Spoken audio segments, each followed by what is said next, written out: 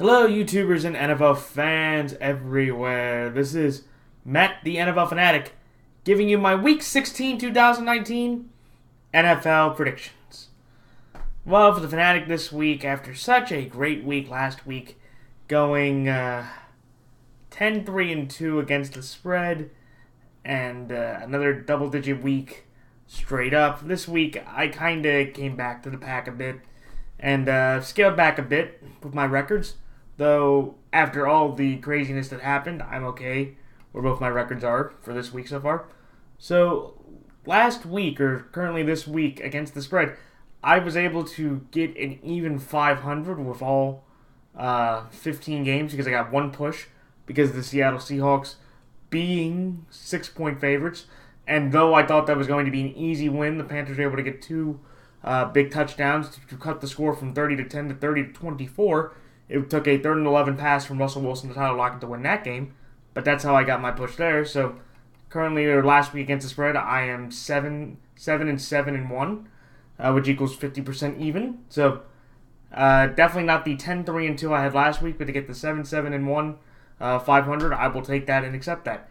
And straight up, though it is not double digits like the week before, I am right now 9-6 straight up for the week. So if I can get the win tonight with the New Orleans Saints, and again, I will remind everybody, I'm going to take the Saints here tonight straight up and on the line -9.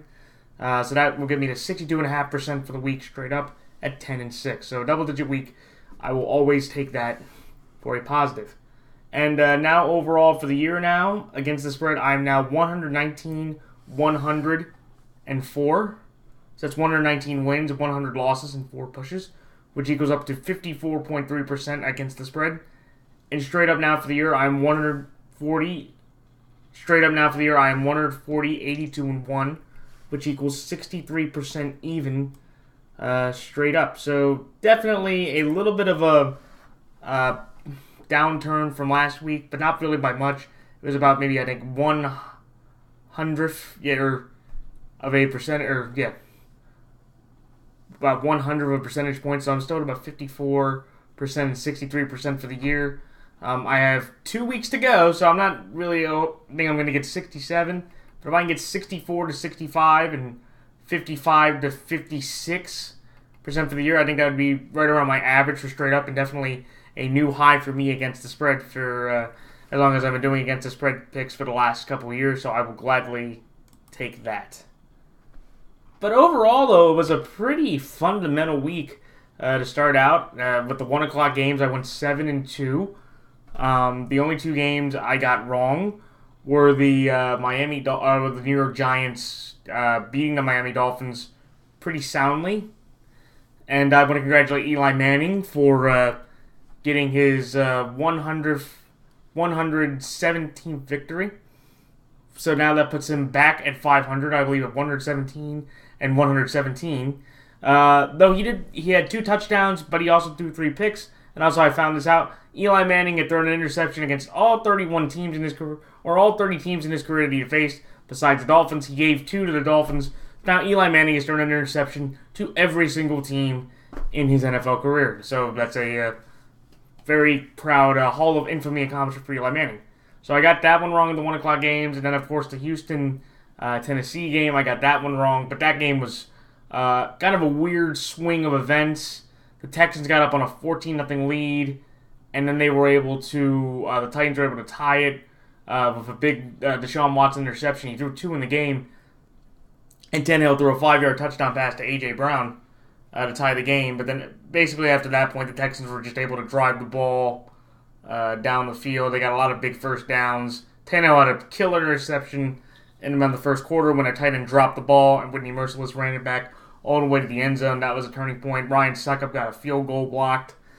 And for the Texans, it was their first win in Tennessee in their last 3 tries, so good for them. And now all the Texans have to do this Saturday is beat the Buccaneers, and they will have clinched the AFC South for a, I believe, 3rd consecutive year, which I don't think the Texans have ever done in their franchise history. So, job well done there. So after such a great 7-2 start with the 1 o'clock games, the 4 o'clock window came, and that was where I got ripped the most. The Jaguars, they had lost, I believe they said their last 20-plus games with a double-digit deficit at the half. Gardner Minshew became the first quarterback since Blake Bortles back in Week 4 2016 against the Chicago Bears to win in a double-digit deficit for the Jacksonville Jaguars. It was kind of surprising, too, because it was one of those games where the Raiders through the first three quarters were dominating the game. They were running the ball. The defense was shutting down basically everything the Jags could be doing. But in that last 7 minutes, Daniel Carlson missed two big field goals, and they just couldn't stop Chris Conley on some drives. Fournette made a nice couple runs. And they also had Seth DeValve made a tight end catch in the middle, so just a all-around debacle for Oakland. To lose their final game in the Coliseum. Cleveland, that was one where I was surprised that Arizona was able to put up that many points. Kenyon Drake became the first Cardinal running back since Ronald Moore to score 4 touchdowns in a game. Kyler Murray had a respectable 200-plus yard day. He threw a touchdown to former New Orleans Saints tight end from Indiana Plattsville, Dan Arnold, for 6 yards for his first touchdown as a Cardinal. And Baker, he did not have a great game. He had another pick, so now he has 17 TDs to 17 interceptions. And he also threw 1 touchdown, I believe, to Steele Jones. And it was just an all-around bad game because the Cardinals were just able to move the ball at will, basically up and down the field, and the Browns just couldn't respond to it. They had a chance to kick a field goal early in the fourth quarter, but Seibert missed a 45-yard field goal, which got Jarvis Landry upset, and that basically at that point of the game ended the game with the Cardinals. And then the Rams-Cowboys, that was an absolute domination by the Dallas Cowboys, 44-21. Ezekiel Elliott had his first 100-yard game since the game in Philadelphia several weeks ago. Dak had about 212 yards, 2 TDs, no picks. Jason Witten got his 72nd touchdown pass off the one-handed catch. Amari Cooper and Randall Cobb, the receivers, did not do much.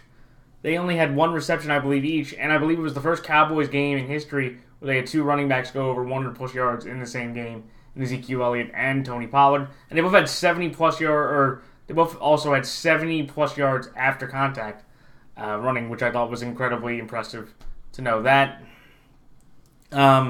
They definitely kind of pulled a Rams, what they did to the Cowboys in the divisional round, which I thought was significant. They ran for over 260 yards when the Rams in the divisional round ran for 273 rushing yards.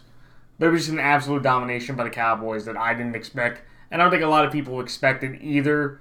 I think a lot of people thought the Rams would win. I don't think people expected it to be a blowout like this. But, kudos to the Cowboys for getting that victory and putting themselves in a position to clinch the NFC East next week if they beat the Philadelphia Eagles.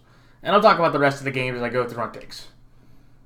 Alright, so time for my picks for each game. So this Saturday on the triple header, exclusively on the NFL Network, when the 7-7 when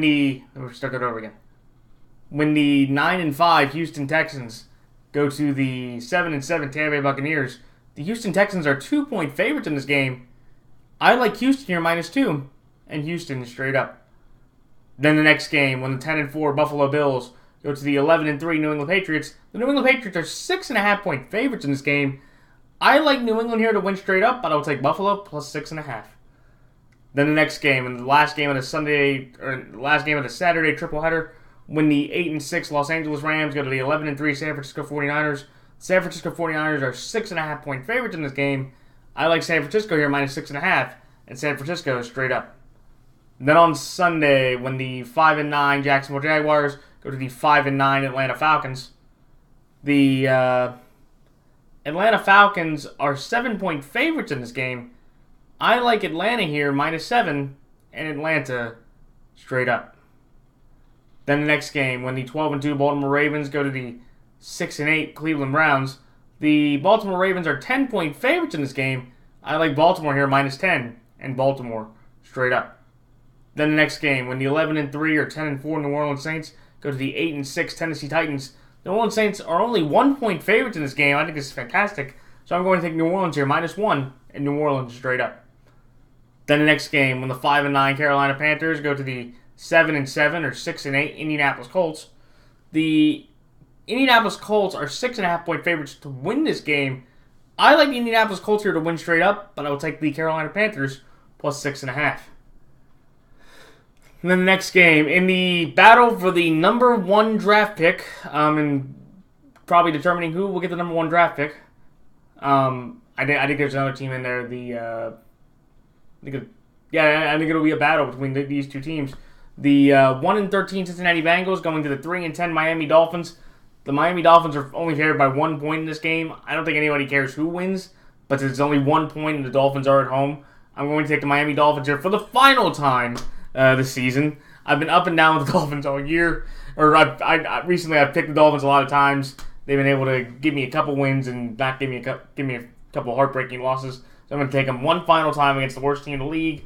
I'm going to take Miami here -1 and Miami straight up. Then the next game, when the 8-6 Pittsburgh Steelers go to the 5-9 New York Jets. The Pittsburgh Steelers are 3-point favorites in this game. I like Pittsburgh here -3 and Pittsburgh straight up. Then the next game, when the 3-11 New York Giants go to the 3-11 Washington Redskins. Basically, whoever loses the game gets a better draft pick. The Washington Redskins are 2.5-point favorites in this game. I like the Giants here to pull off an upset, so I'm going to take the New York Giants +2.5 and the New York Giants straight up. Then the next game, when the 3-10-1 Detroit Lions go to the 5-9 Denver Broncos. The Denver Broncos are 6.5-point favorites in this game. I like Denver here -6.5 and Denver straight up. Then the next game, when the 6-8 Oakland Raiders go to the 5-9 Los Angeles Chargers. The Los Angeles Chargers are 5.5-point favorites in this game. To pick an upset here after what I saw from the Los Angeles Chargers, I'm going to take the Oakland Raiders +5.5 and the Oakland Raiders straight up. Then the next game, when the 7-7 Dallas Cowboys go to the 7-7 Philadelphia Eagles. Dallas Cowboys are 2.5-point favorites in this game. I like Dallas here -2.5 and Dallas straight up. Then the next game, when the 4-9-1 Arizona Cardinals go to the 11-3 Seattle Seahawks. The Seattle Seahawks are 9.5-point favorites in this game. I like Seattle here to win straight up, but I'll take Arizona +9.5.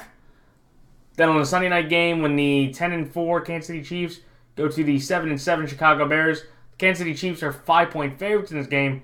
I like Kansas City here -5 and Kansas City straight up. And then finally, in the Monday night game, when the 11-3 Green Bay Packers go to the 10-4 Minnesota Vikings. The Minnesota Vikings are 4.5-point favorites in this game. In a bit of an upset here, I think this is a 50-50 game.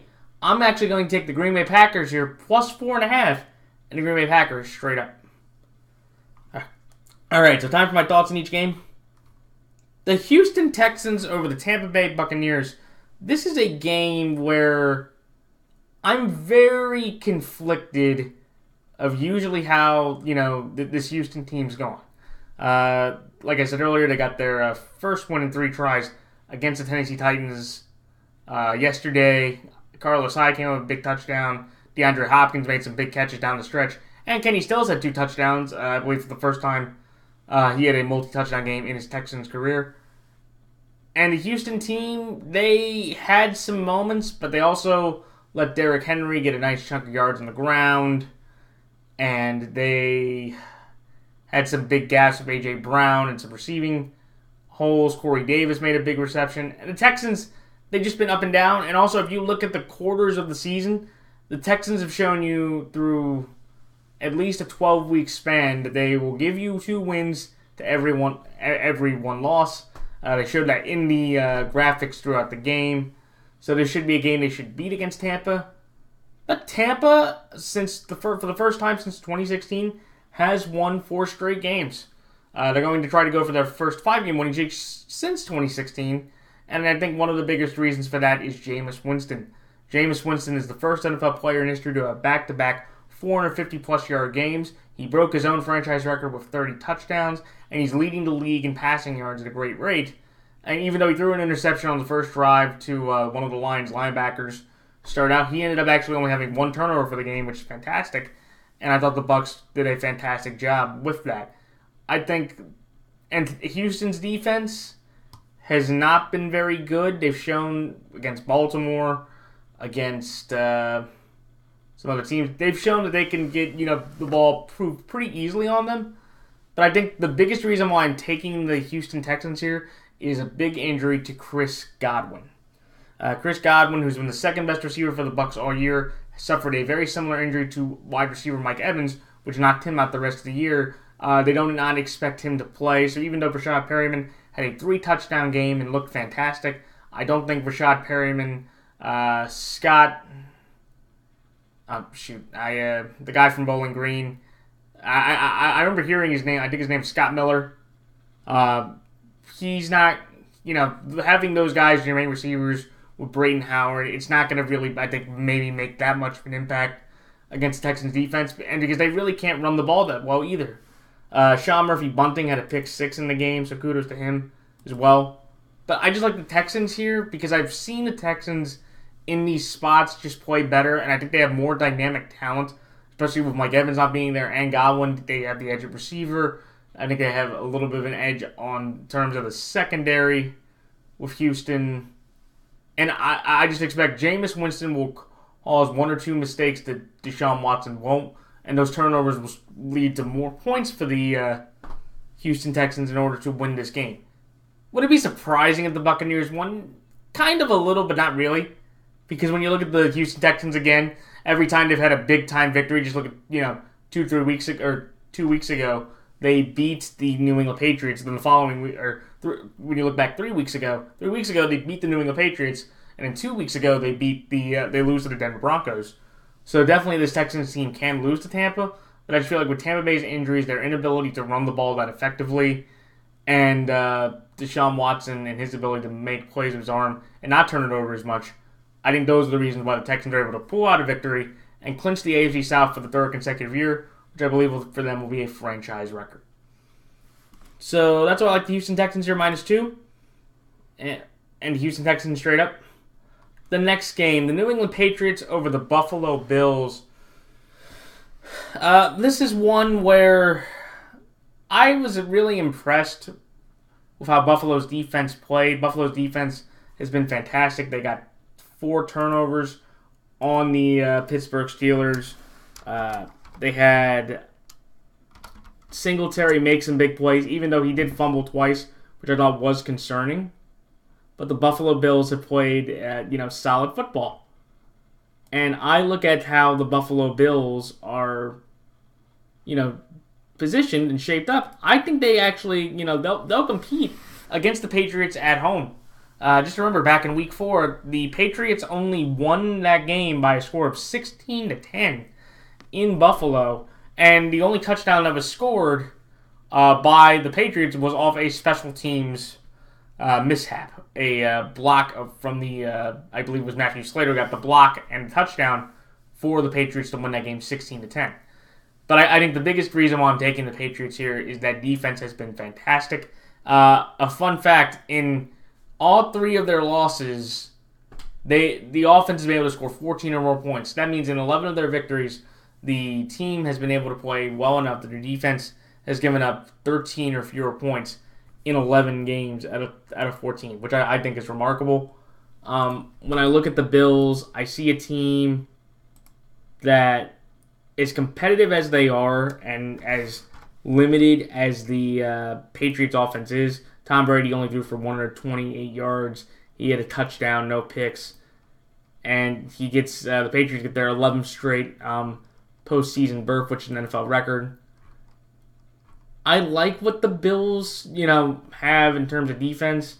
But when Josh Allen throws for only 135 yards, the biggest reason why you won that game was based off Devlin Hodges turning him more over than what Josh Allen did. Josh Allen threw an interception, only his 3rd since September. So, but the reason why I'm taking the Patriots, they're home. They're playing a team that, look, the Bills are kind of in a position where they can just relax. Because I feel like even if the Pats lose to the Bills, I don't think they're going to lose to the Dolphins. It could change things in the AFC seeding to get the 3rd seed. But I just really feel with the New England Patriots here, they know what's in front of them. They've already beaten this Buffalo team before. They just saw this Buffalo team play up against Devlin Hodges and give him just basically 2 opportunities to throw easy interceptions. One was to Tre'Davious White from Hodges. The other one was, the 3 were to Poyer, White, and then the last one was to Levi Wallace. I think the Pats, with the best cornerback in football, Stephon Gilmore, can do the same thing. He actually has the lowest passer rating when targeted at him at about, I believe, a 35 average. And he has 2 pick sixes for the season now after he got another pick six off of Bengals quarterback Andy Dalton. But I'm going to take the Patriots here in this game because I just believe in the Pats' ability to kind of limit the Bills' offense enough to win this game. But could the Bills win? Sure. I think the Bills, they have a more dynamic quarterback. Their quarterback's been a little bit more accurate. He's been a little bit more, ability to make plays where Brady has been able to. But at the end of the day, with the Pats, this is a Bills team that they know that if they get pressure on Josh Allen, Tom Brady can outplay Josh Allen enough or manage enough in this game to give the Patriots a victory. But I think 6.5 points is way too high, especially with the last game they had being 16-10. Knowing how stout these defenses are, this is going to be a low-scoring game. It may come down to a Nick Folk field goal that gets the Patriots the victory at the very end. So that's why I like the New England Patriots here straight up, but I'll take Buffalo plus 6.5. The next game, the San Francisco 49ers over the Los Angeles Rams. This is a game where I'm interested to see how the Rams are going to do. Because basically, yesterday, the Rams got ramrodded by the Dallas Cowboys. They gave up 2 drives of 75-plus yards in the first half. Tavon Austin had the most yards of separation for a deep reception all year. That is not a fabricated stat. I looked that up today, or just from watching the TV. I found out that, Tavon Austin gained the most separation from any defender from a deep pass in the league this season. When I look at how the Rams are, they really are not. They've shown to you over the year that if Todd Gurley has, I believe they said, 15 or more carries, or I think it's 20 or more carries, they've only lost 1 game throughout his entire career. When he has under 20 carries, they're under 500. He only had 11 carries for 28 yards yesterday. You could say a little bit maybe that was points he had a week before.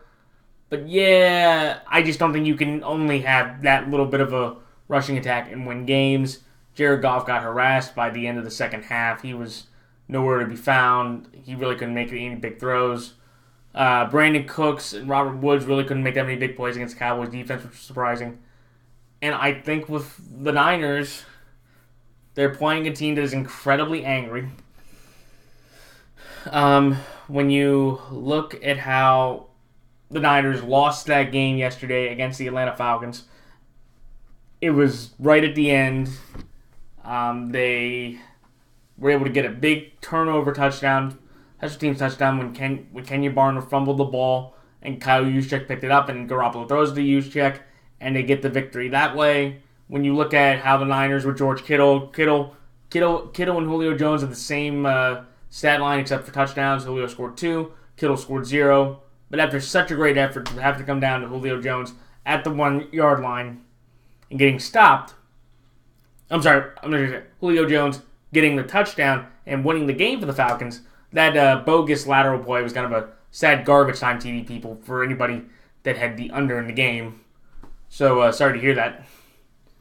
And I just thought, again, the Niners, they've been more consistent than the Rams. They're going up to a place that they've had a very hard time recently trying to win games in San Francisco. I think I know the Niners are banged up, but so are the Rams. Troy Hill left the game for the Rams as well. So I don't think with no Ramsey, or with no Troy Hill possible, I think the San Francisco 49ers should be able to run the ball effectively and move the ball enough to win this game. Can the Rams have a chance to win? Sure. Look, the Niners over the last, in their 3 losses, were all at the gun to Seattle, to Baltimore, and to Atlanta. I don't think this game is going to get that close throughout the entire game. I think the Niners win pretty comfortably, just because I feel like, again, they have something to play for, more confident, they have more talent, and they're ticked off after what happened. They're going to take that aggression on the Los Angeles Rams. Sounds like the San Francisco 49ers here, -6, and the San Francisco 49ers straight up. The next game, the Atlanta Falcons over the Jacksonville Jaguars. This is one where I'm going to take the Falcons here because they've shown you that out, in my opinion, this is the best coaching job to have in the NFL next year. I think there are going to be people out there saying, look, after Dan Quinn had such a rough start, let me pull up his track record here for this season. After having such a dreadful start at 1-7, he's won 4 out of his last 6 games. He swept the Panthers, and he's now beaten in 4 of his last 6 games. He's gone to New Orleans, and he's gone to San Francisco and picked up victories. Only I believe it was the first Saints. It was the first Saints home loss back then. It's the Niners' only second home loss for them this year. So I think the Falcons, they could somewhat say, okay, look, this guy's brought confidence. This guy knows how to get people competing even when they have nothing left to play for. The problem with that is I feel like, again, after all the expectation you had, why couldn't this have been the team from the beginning of the year? And I look at the Atlanta Falcons here. They seem to be being able to move the ball enough effectively. I know they're a little bit more banged up, but the Jags lost Josh Allen to an injury yesterday.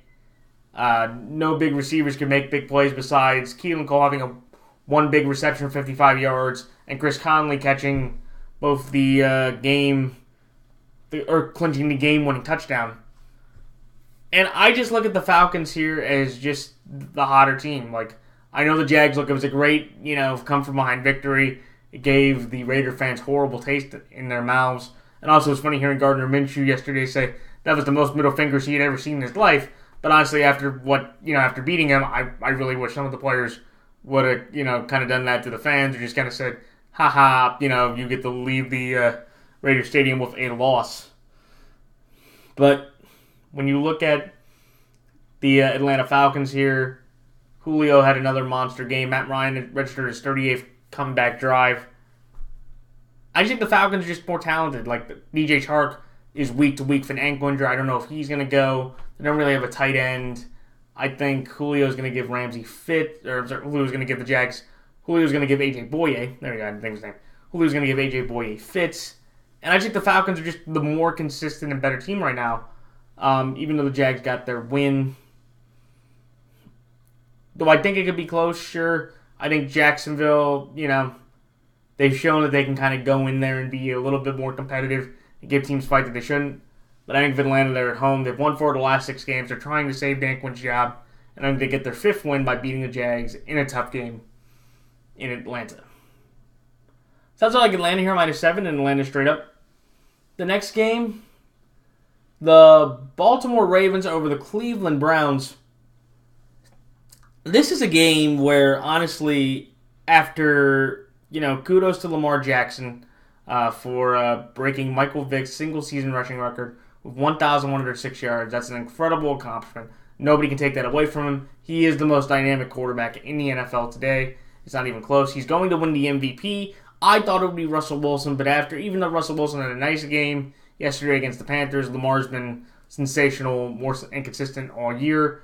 He is now only the 2nd quarterback in NFL history to have 3 games of 5 TDs and no picks. He's also the first quarterback to have multiple games of 5 TDs, no picks, and 80-plus rushing yards in the same game as well. The Ravens have been able to average over 200 yards on the ground, but I think it's significant when you look at how the Ravens, we lead the league in terms of our tight end receptions, our tight end yards, and our tight end consistency. And I also think one big motivating factor is the Ravens are going to be motivated to play the Browns, because the last time the Ravens lost was back in Week 4 against the Cleveland Browns at home, 40-25. Nick Chubb runs for an 80-plus yard touchdown to seal the game, and kudos to him, by the way. I always thought that it was kind of weird that Kareem Hunt came on the team with what they had going, but I feel like with the Browns, they have their running back of the future in Nick Chubb, and I would retain him and try to trade Kareem Hunt just to get some draft capital back for their movement. But I'm going to take the Ravens here because I feel like, again, the running game's been pretty much unstoppable. We've averaged over 200 yards per game. The Browns are in complete disarray. They just gave up 38 points to the Arizona Cardinals. When you look at how Cleveland, they're going to retain Freddie Kitchens, and after the game, he basically goes up to the mic and says he doesn't care about his future as the head coach of the team, which kind of surprised me because you would think everything going on and what you have in front of you, you probably were not going to make the playoffs, but you should have been able to finish with a winning record, for this season. Now with them getting 8 losses, they will guarantee them their 11 or their 12 consecutive losing or non-winning season. The second team that's close to that is the Jets after 2015, which is kind of surprising. But I'm going to take the Ravens here because I feel like, again, they're motivated. Harbaugh rarely loses against the Browns, even though we lost them last year under Hugh Jackson and that regime. I think the Ravens get their revenge and get a big victory over the Cleveland Browns to secure the number 1 seed and home field advantage throughout the playoffs. So that's why I like Baltimore minus 10 here and Baltimore straight up. The next game, the Saints over the Tennessee Titans. This one to me was fairly simple. I think the Saints are one of the best teams in the NFL, period, when you look at how they've been able to move the ball. Jared Cook's injury will be something to watch tonight and going into next week's game. He was dealing with a concussion issue. Hopefully positive tests come out for him because he is such a big part of the Saints offense. But I just look at this Tennessee Titans and go, you've been on a good roll. You've replaced Mariota and put themselves in a position where they have to hope that Tampa Bay beats Houston in order for them to keep their playoff hopes alive. You could argue, because since the Texans are 4-1 in the division, the Tennessee Titans are 3-2. So whatever happens, they're going to have the same or better division record, which makes the difference. I think Derrick Henry's been pretty solid, and Tannehill kind of had an up and down game. I think everybody getting shrunk was a big problem that kind of hindered the game. But I look at the New Orleans Saints here. I think they'll be able to run the ball a little bit more effectively. I think Tannehill's going to have a rough time against the Saints defense. It could be different because remember, Marcus Davenport and Sheldon Rankins are both injured and put in the IR, so they Saints will not be able to use them. But I'm going to take the Saints here. I think they have the better quarterback, the better running game. No, I'm sorry. Better quarterback, better wide receivers, better tight end at this point, and the defenses are about to push. But so in that case, I'll take the New Orleans Saints to beat the Tennessee Titans. So that's like the New Orleans Saints here, -1, and New Orleans Saints straight up. The next game, the Indianapolis Colts over the Carolina Panthers. This one, to me, is where I feel like with Jacoby Brissett, it's not going to be that much of a difference in terms of ability. The only difference is that with Carolina, they just seem to have given up on Coach Ron Rivera. They really couldn't, do anything that effectively through most of the game, 30-10. I do want to congratulate, though, Christian McCaffrey becoming the first running back to have 1,000 scrimmage yards in his career. They were able to, with Indianapolis, they were able to look, somewhat competitive against Tampa. And I think Carolina's a little bit worse than Tampa at this point because the Bucs have Jameis and the Panthers don't. And I just feel like with Brissett, if he wants to go out with a big game at home because they have to go to Jacksonville in the final week, I think they're able to handle their business against the Colts and win this game to get them back to 500 and feeling better about their future going into next year than they did at the end of this year with not making the playoffs at all in this position. So that's why I like the Indianapolis Colts straight up. I'll take Carolina plus 6.5. The next game, and the worst game of the year, and I'm going to take the Miami Dolphins over the Cincinnati Bengals. The reason why I took the Dolphins was they were home. Could I see the Bengals winning? Yeah, a bit. I could see that. But I just feel like with Fitzpatrick, with their ability, to be competitive, I don't think the Bengals are able to hold up enough to win this game. I could be dead wrong. I was dead wrong with the Dolphins the last 2 weeks. The last game was much more painful to me just because of how dominating it was. The other game, which they lost, was one more I picked, was it came down to the very end. So, at the end of the day, the other player made a better play. But I'm going to take the Dolphins here. They're at home. They have the better quarterback. I think they have a little bit of better defense.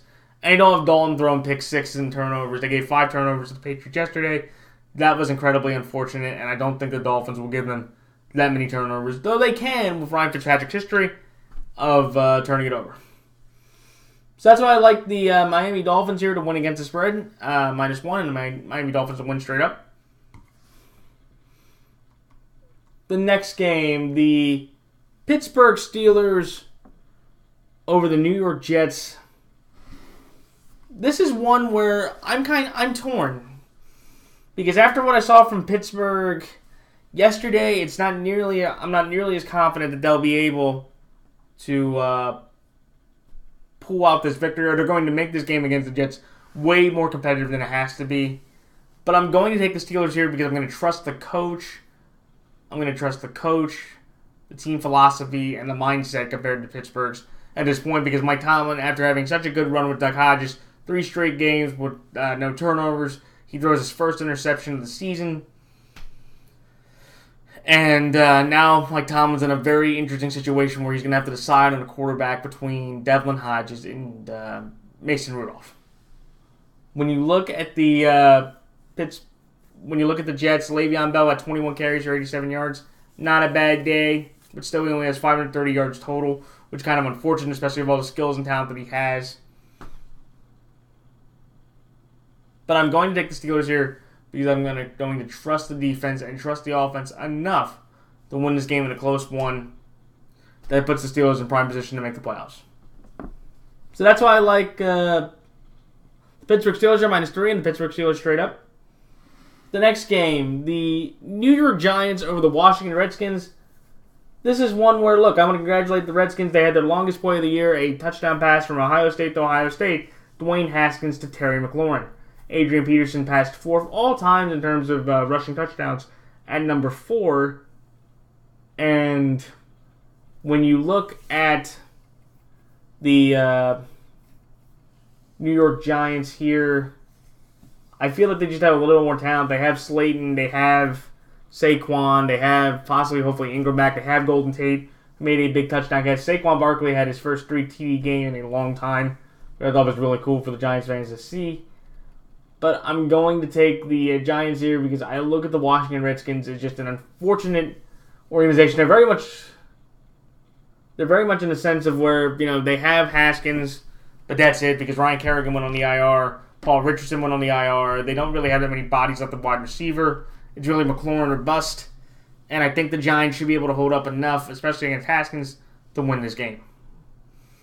So that's why I like the New York Giants +2.5 and New York Giants straight up. Then the next game, the Denver Broncos over the Detroit Lions. This is one to me where Drew Lock, after his high and his, elevating as he was, it turned out to be very not well-deserved, especially after the game they had the week before where they shocked the Texans and were up 33-3 with about 8 minutes left in the third quarter. They ended up losing that game to Denver in pretty shocking fashion. But I'm going to take Denver here because I've seen the Denver Broncos play, and I know if Drew Lock is healthy, Drew Lock can definitely shred up the Lions defense, which is now second to last in the league ever since he's gotten to the Baltimore Ravens. When I look at this game, it's one of those things where could Detroit win this game? Sure. But after everything going on, I feel like the Broncos, they just seem more confident to be effective and win this game. So that's why I like the Denver Broncos here -6.5 and then Broncos straight up. The next game, the Oakland Raiders over the Los Angeles Chargers. This one to me, the Raiders are just trying to play to get through it to get to January. and just end the year there for both teams. I'm going to take the Raiders, though, because I've seen the Raiders play, more consistent football. I think with the Titans, it's more so, to me, where when I look at the Chargers, I look at them and go, it's just an unfortunate disaster that all these guys here are just melting away. They had 7 turnovers yesterday, which is pretty remarkable against the Phillip Rivers-led team. He also threw 4 more interceptions, which is all but said. But I'm going to take the Raiders here because it's going to be a home game for the Raiders, and I think the Raiders they would like to go out with a victory on top before they have to move out to Las Vegas. So that's why I like the Oakland Raiders here, plus 5.5, and the Oakland Raiders straight up. The next game, the Dallas Cowboys over the Philadelphia Eagles. I'm taking the Dallas Cowboys here because they've shown me more over the past week than I've seen from the Philadelphia Eagles this entire year. There was really 2 great games that the Eagles can hang their hats on. It was the Buffalo Bills game and the Green Bay Packers game. Everything else pretty much has a grain of salt to it. I think that with Dallas, I feel like they gained some momentum, they gained some confidence, and hopefully they can build off of that going into this coming week when they have an opportunity to at least tie for the division or take a 1-game lead in the division. All the Cowboys have to do is win this game and they're in the playoffs as the guaranteed locked 4 seed. So, which I think would be very interesting because it will be interesting to see if Ty Dillinger or other stars will just take rest before they have to do the big show the next week. I think the game is going to be fun. Back in week 5 or week 6, this game was fun just because you saw a bunch of robots just throwing a disc around, and I feel like with the same thing, the Cowboys should be able to beat the Eagles pretty handily.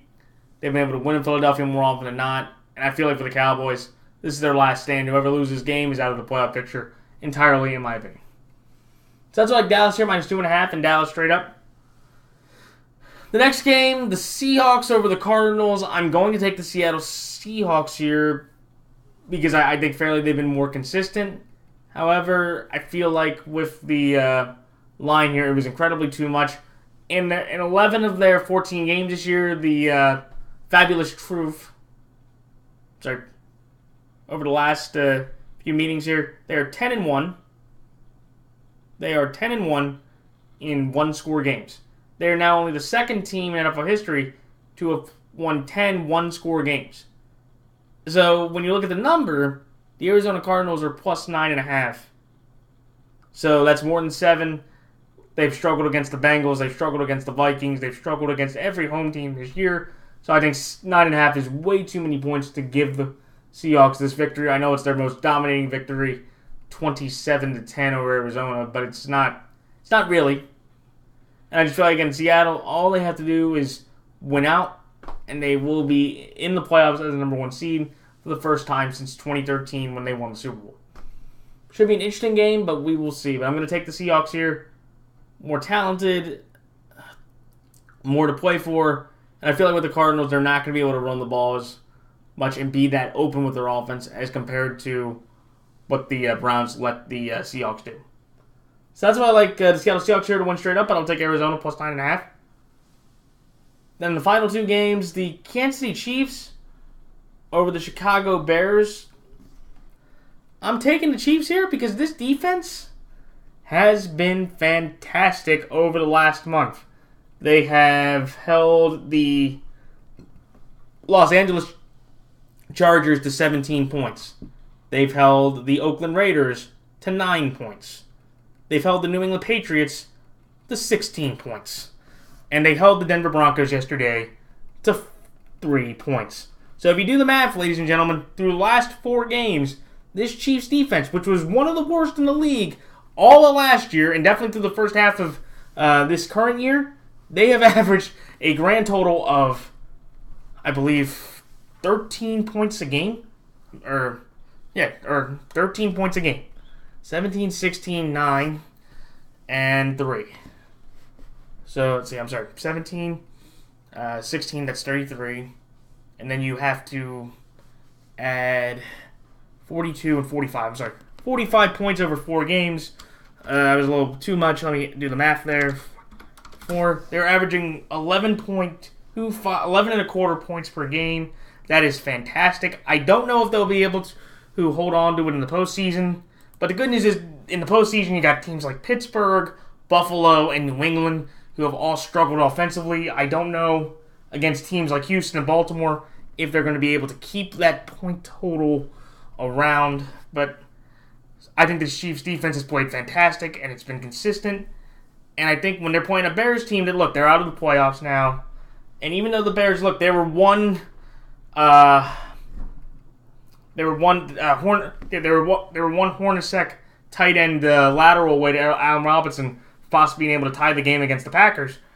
I think the Bears defense, look, they'll be motivated to play because they want to try to at least end the year on a high note and not have a losing season and continue kind of the rough run the Bears have had over the last few years. They've, under Trubisky, 2 losing seasons in 3 years for him, not a good sign. But I think with the Chiefs, I think with how limited the Bears' offense is, with how confident the Chiefs' defense is over the last 4 weeks, playing similar type offenses in terms of talent, I think the Chiefs are able to go in there in a cold environment and be able to pull out this game in at least by a score. Could the Bears be competitive? Sure, because the Bears have tried to run the ball. Actually, also I found another fun stat that Lamar Jackson, before all the other teams had played, had ran for the same amount of rush yards as the Chicago Bears. They both had 1,103 rushing yards, which I thought was hilarious. But I'm going to take the Chiefs here. They've averaged 11.25 points per game over the last 4 games during this 4-game winning streak. They've looked confident. They've been more consistent. And I think with Andy Reid knowing Matt Nagy knowing what Andy Reid likes to do, I think Andy's going to be able to exploit that and get a huge victory, which gets the Chiefs in position to lock down the 3 seed and possibly contend for the 2 seed if the Patriots stumble this week against the Bills. So that's why the Kansas City Chiefs here -5, the Kansas City Chiefs straight up. And finally, and probably my big upset of the week that matters, the Green Bay Packers over the Minnesota Vikings. This is a tough one because, I think for me, this is the one stat I'm going to use. It could be a wrong one, but I will say it anyway. This is a Monday Night Football game. And Kirk Cousins, 8-year career, he is 0-8 all time on Monday Night Football. He's 0-8. He's never won a Monday Night Football game. This is going to be the last Monday Night Football game of the year, and I just don't know if he'll be able to come up big in this game. I know how the game was last year. How the game was earlier this year in Week 2. It was 21-16, I believe the final score was. But Kirk Cousins had 3 horrible turnovers, which was the difference in the game. So I do not think he's going to turn it over 3 times. But Dalvin Cook going out with a re-aggravated shoulder injury or a different shoulder injury is significant in this region. I think that even though they have Boone and they have Alexander, their other running backs that can do a serviceable job, and Cousins, they're going to have Adam Thielen back. And they were able to cause 7 turnovers on the Chargers offense, which was surprising. But I just feel like with the Packers, they know what's at stake here, and I think they'll be able to kind of rise and shine enough in this situation to pull out this game. Because I've seen Aaron Rodgers win games like this throughout his entire career. I've never seen Kirk Cousins in a big primetime spot, especially on Monday Night Football, win a game when it counted. Would I be surprised if the Vikings won? Not at all. But I feel like with the Packers, they'll be able to just kind of just relax and be more calm. And the Vikings know what the pressure they have. It may not matter because if the Rams lose to the Niners, they'll probably lock themselves in at least a playoff spot. But I feel like, again, I'll take the better quarterback and the guy that in this spot exactly has never been able to win a game. And I'll stick to that until he finally gets a victory, which could be after Monday Night Football upcoming this next week. So that's why I like the Green Bay Packers here, plus 4.5, and the Green Bay Packers straight up. And that's it. So until next week, good luck to all teams, players, coaches, fellow prognosticators, and any people in the fantasy football playoffs. Any of those individuals, good luck this week. It's always tough. Hopefully, I am very fortunate for everybody. Hopefully, they have no Week 17 league, or nobody has any Week 17 games going into fantasy championships, because those are brutal. Because you never know who's going to play, and it screws everybody up. So hopefully, everybody that watches at least has a Week 16 championship round that they can at least have a chance to have everybody in. Also, please check out the NFL YouTube Prognosticators page. Check out great people like the Electric Football Show, Halfmoon Picks, Andrew Warren, Bridgewater's Finest, Gioknows, Rob's Sports Show, all those other guys and gals, Redzone Rosano, all those other guys and gals that do picks just like I do every week to see how we do with the season. And that's it. And also just a quick thing there, how tough was that Eagles-Redskins cover there? It was a 6-point cover. I thought we had it 31-27, and then of course Dwayne Haskins tries to do the odd lateral play. Also, for all the people that had the Falcons-Niners game, I heard the over-under was 49.5.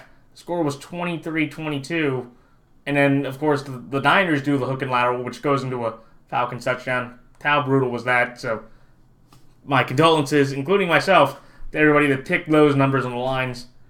But that's it. So until next week, this is Matt, the NFL Fanatic, signing off. Until next time, so long.